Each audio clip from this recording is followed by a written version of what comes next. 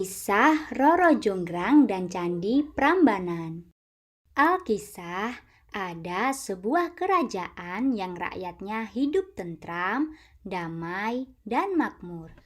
Kerajaan itu bernama Kerajaan Pengging.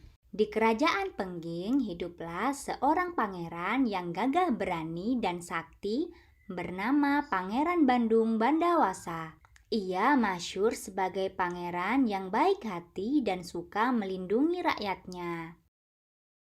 Hingga pada suatu ketika, Pangeran Bandung Bandawasa harus berjuang melawan upaya penjajahan dari Kerajaan Baka yang ingin memperluas daerah kekuasaan.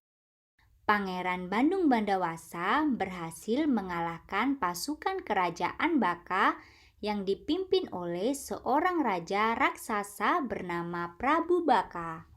Setelah berhasil mengalahkan Prabu Baka, Pangeran Bandung Bandawasa mendatangi Kerajaan Baka.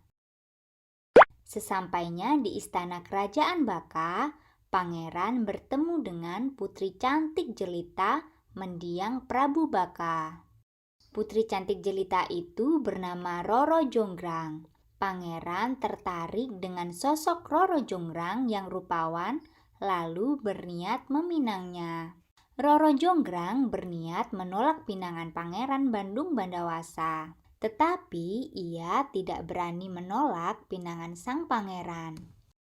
Kemudian Roro Jonggrang menyusun sebuah rencana tipu muslihat agar sang pangeran gagal meminangnya. Roro Jonggrang mengajukan syarat agar sang pangeran membuatkan satu sumur yang sangat dalam.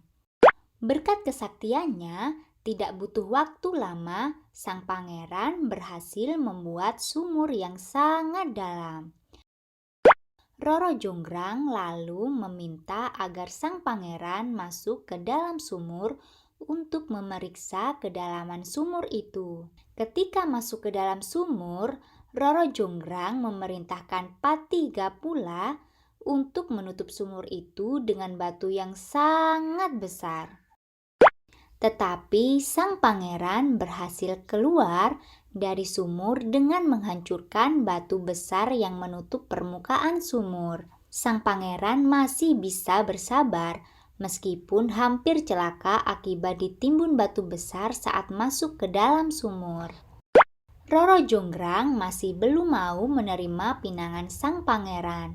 Kali ini Roro Jonggrang mengajukan syarat satu lagi agar sang pangeran membangun 1000 candi dalam waktu 1 malam.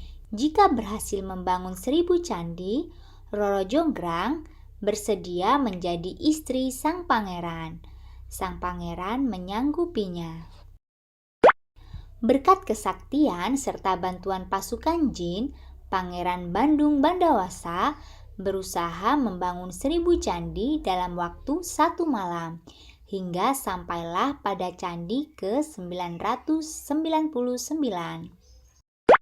Roro Jonggrang cemas melihat pembangunan candi yang begitu cepat dan hampir selesai.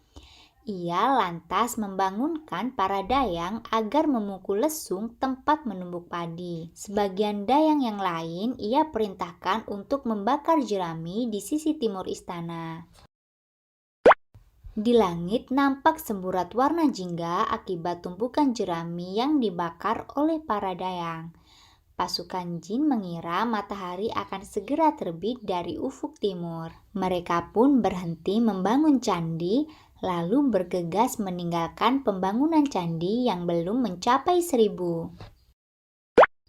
Pangeran Bandung Bandawasa sangat marah mengetahui tipu muslihat yang dilakukan oleh Roro Jonggrang.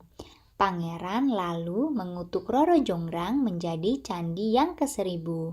Hikmah dari cerita ini adalah tipu muslihat yang dilakukan seseorang akan berakhir dengan celaka, karena tipu muslihat akan kalah oleh kejujuran dan jiwa kesatria.